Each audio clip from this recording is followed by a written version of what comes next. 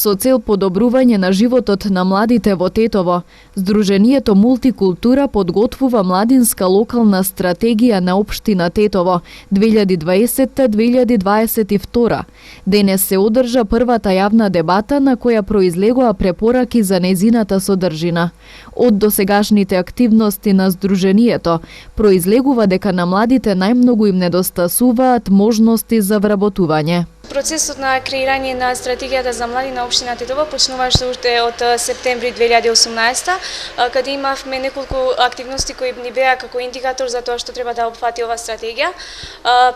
Имавме прашалник со 1000 млади од општина Тетово за да гледаме кои се нивните потреби и проблеми. Потоа следуваше процесот со комуникација со граѓанските организации, односно имавме фокус групи, неколку состаноци консултативни со нив. Исто така ги вклучивме и локалната власт, со нив одржавме неколку состаноци, со цел тие да го поддржуваат овој процес. Заклучивме дека стратегијата ќе треба да се фокусира во неколку области, односно спорт и култура, образование, младински активизам, младинска информираност и исто така активности кои имаат за цел да ги активираат младите, односно волонтирање.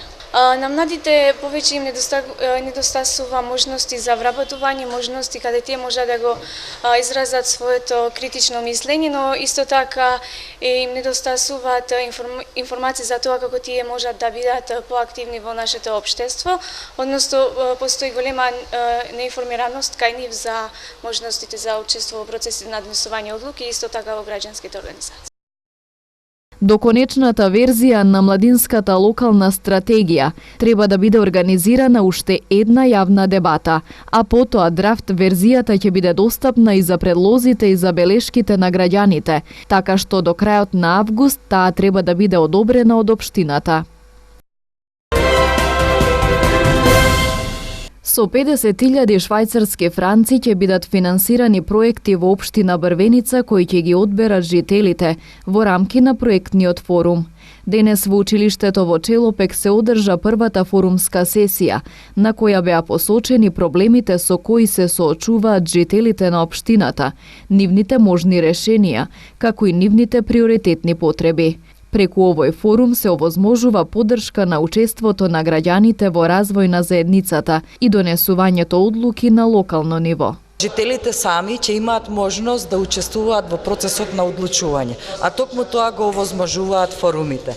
На овие форумски сесии жителите ќе имаат можност да зборуваат за своите проблеми, да предлагаат решенија, што на некој начин представува нивно директно учество во приоритизирање и во кажување на она што е суштински проблем во општината и за што треба или што е, да речеме, најприоритетно нешто што треба да се направи. Инаку форумот како таков се спроведува повеќе години како програма во Македонија и овој пат, овој циклус во општина Брвеница, која морам да кажам дека е една од поискусните општини кои во државата спроведуваат и досега има спроведувано веќе неколку форуми, а овој пат жителите ќе имаат можност да дебатираат и да даваат решенија во рамки на областа, односно на темата социјална заштита и социјална инклузија. А тоа ќе го направиме преку 5 сесии. На првата денешна сесија ќе имаме можност да се запознаеме со форумскиот процес, со структурата, правилата на форумот, иако нели како што реков веќе како искусна општина, иако ги знаат, меѓутоа она што е суштински, денес ќе имаат можност да дискутираат за проблемите и да даваат решенија, од кои решенија ќе произлезат проектни идеи, односно проекти кои соодветно критериумите на програмата. На последната сесија ќе имаат можност од тие предложени решенија кои заеднички со жителите ќе ги изработуваме, самите на последната сесија да гласаат кој проект или повеќе проекти ќе бидат финансирани во рамки на проектниот фонд кој овој пат изнесува 50.000 швајцарски франци обезбедени од страна на швајцарската амбасада. Градоначалникот на општина Брвеница Енвер Пајазити Смета дека искуството кое ќе го стекне сегашниот состав на Советот во проектниот форум ќе придонесе за понатамошно учество во повеќе проекти, корисни за жителите на општина Брвеница. Ако се спроведе до крај проектот спрема нападствата, критериумите што ги поставува НДП, ние ќе имаме значи грант од НДП некаде меѓу 50 и 70 илјади долари, кои пари ќе се потрошат за спрема проектите што ќе се предложат од групата на граѓаните и од Советот на општината.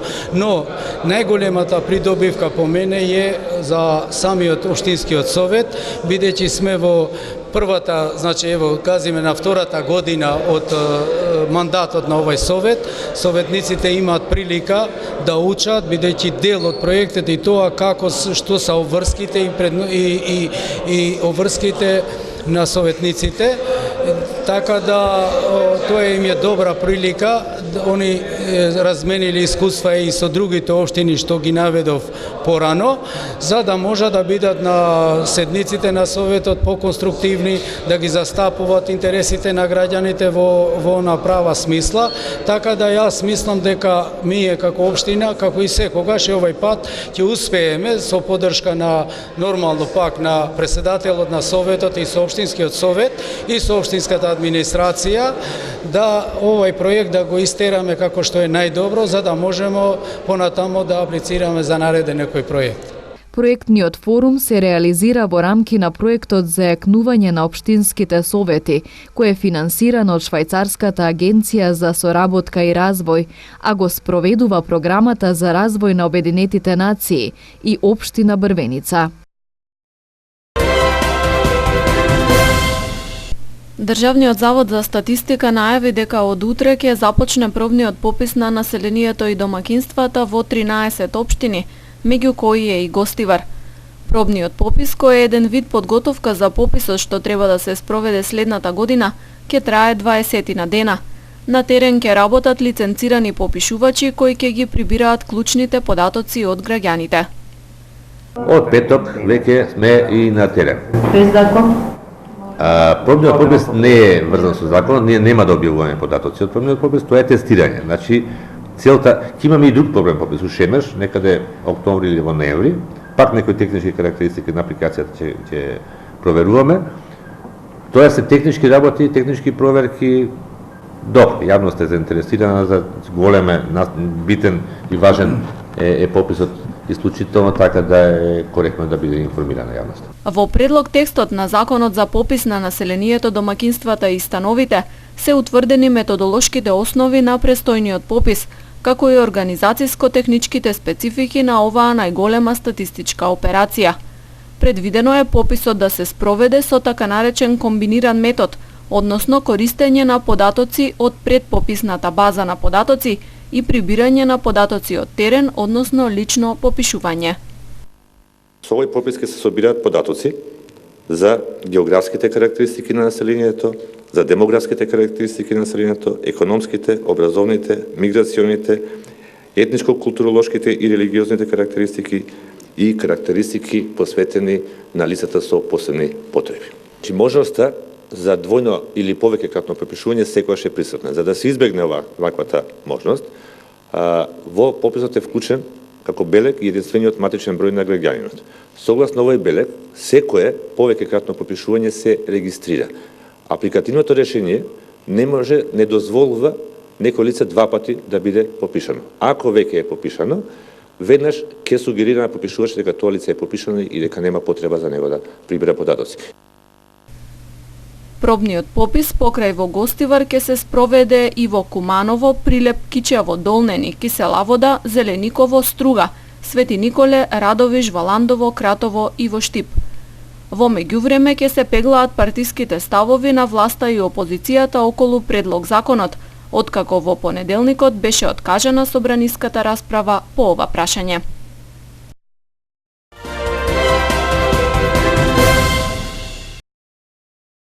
Возење со голема брзина најверојатно е причината за тешката сообраќајна несреќа што вчера зеде 2 животи. Според МВР се работи за 21-годишно момче и маж на возраст од 48 години. Несреќата се случила на булеварот Борис Трајковски во Скопје, на патот кон населбата Драчево. Кобната сообраќајка настанала најверојатно откако едниот автомобил со голема брзина претекнувал друг автомобил и директно удрил во него.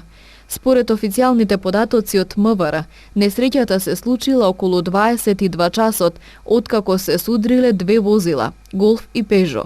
На самото место загинаа 21-годишникот село Батинци и 48-годишникот Драчево. На местото на несреќата вчера се вршеше увид, пошто ќе се знае точната причина за ваквата несреќа. Телата на починатите се предадени на обдукција. Двајца албански државјани на возраст од 18 и 33 години заработија кривична пријава поради основи на сомнение дека сториле кривично дело, неовластено производство и пуштање во промет на наркотични дроги, психотропни супстанции и прекурсори. Според податоците на СВР Тетово, тие се превезувале во патничко возило Голф со албански регистерски таблици, кое на 11 јуни оваа година околу 23 часот и 10 минути во местноста Жировничко Анче било запрено од полициски службеници на полициската станица за граничен надзор Жировница. При нивени преглед на возилото, во ранец пронајдени им се околу 2 килограми марихуана, која планирале да ја продадат во Гостивар. Осомничените вчера се изведени пред судија на претходна постапка на Основниот суд Гостивар, кој им определил мерка притвор од 30 дена и предадени се во казнено-поправната установа Затвор Скопје за издржување на мерката. Тешка кражба во црквата Свети Ѓорѓи, алоцирана во местноста Чука, пријавил жител на Волковија. Според пријавеното во текот на изминатите 2 недели, непознати сторители влегле и одзеле пари, пошто побегнале. Во полицискиот билтен на СВР Тетово информација за сообраќајна незгода која се случила вчера околу 10 часот на регионалниот пат Гостивар Градец во селото Добридол. Патничко моторно возило Форд Транзит со гостиварски регистерски таблици, управувано од 55 годишен гостиварец, удрило во 44 годишник пешак од Добридол. Повредениот пешак со истото возило пренесен е во гостиварската болница за укажување лекарска помош. Во фокусот на контролните активности на полицијата вчера беше техничката исправност на возилата кои вршат јавен превоз на патници, автобуси, комбиња и слично. Со контролата вкупно биле опфатени 95 возила, од кои 75 во Тетово и 20 во Гостивар, додека кај 21 возило била утврдена неисправност. 12 од контролираните возила имале неисправни сопирачки, 9 во Тетово и 3 во Гостивар. 2 возила уреди за управување, 2 истечена регистрација, 3 неизвршен технички преглед и 2 некомплетна опрема. Вчера исто така во Тетово продолжиле и засилените активности за поголем ред со паркирањето, посебно во централното подрачје. Во рамките на овие активности вкупно санкционирани биле 29 погрешно паркирани возила, кои се подигнати од пајак службата, а откриени се и 5 возачи кои управувале без возачка дозвола и 3 возачи почетници, кои не се придржувале на законски предвидените ограничувања, информираат од СВР Тетово.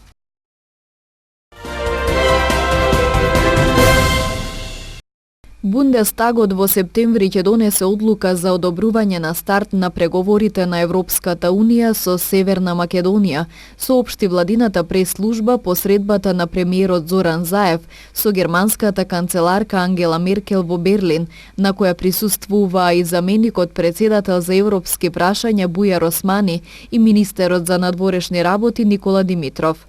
Канцеларката Меркел информираше дека Бундестагот ќе донесе одлука во септември за одобрување на старт на преговорите на ЕУ со Северна Македонија, согласно утврдените процедури на Германија за прашањата на проширување на Унијата. На средбата канцеларката потенцираше дека Северна Македонија го испорача очекуваното и дека таа и Берлин на тоа гледаат многу позитивно, се наведува во соопштението. Заев, според соопштението, порачал дека земјата има целосна доверба во Меркел и ја поддржува нејзината политика за процесот на проширување на ЕУ, како и нејзината политика кон Западен Балкан. Холандскиот парламент синоќа со мнозинство гласови ги отфрли двете резолуции од Социјалистичката партија и од Партијата на слободата, за да не се поддржи почетокот на пристапните преговори за членство на Македонија во Европската унија. Парламентот истовремено усвои резолуција против отварањето на преговори на Европската унија со Албанија. Со резолуцијата се бара да не се отворат преговори со Тирана поради немањето прогрес во борбата против организираниот криминал и корупцијата. Според холандскиот министер за надворешни работи Стеф Блок, отварањето пристапни преговори со Албанија е избрзана одлука.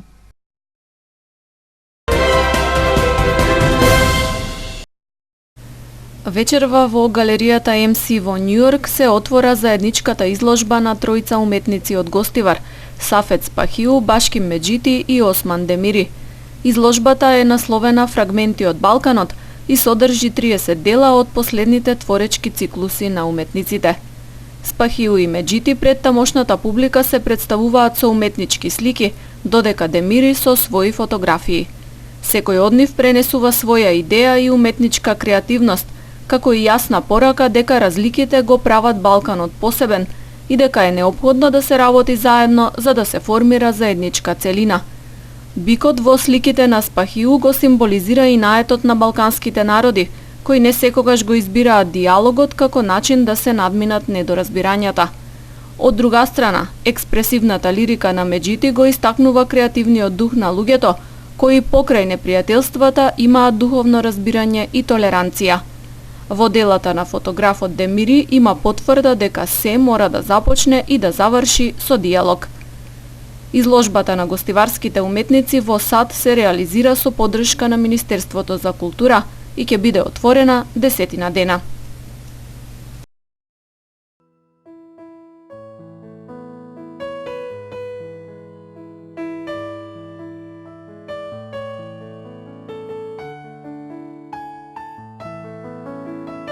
Времето денес беше претежно сончево и многу топло со слаб до умерен ветер од северен правец.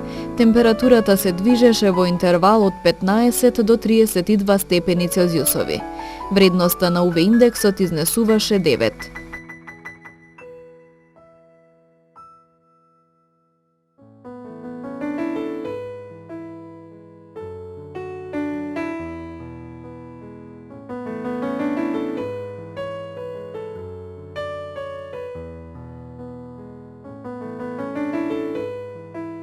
Утре ќе биде сончево и многу топло со мала до умерена локална облачност.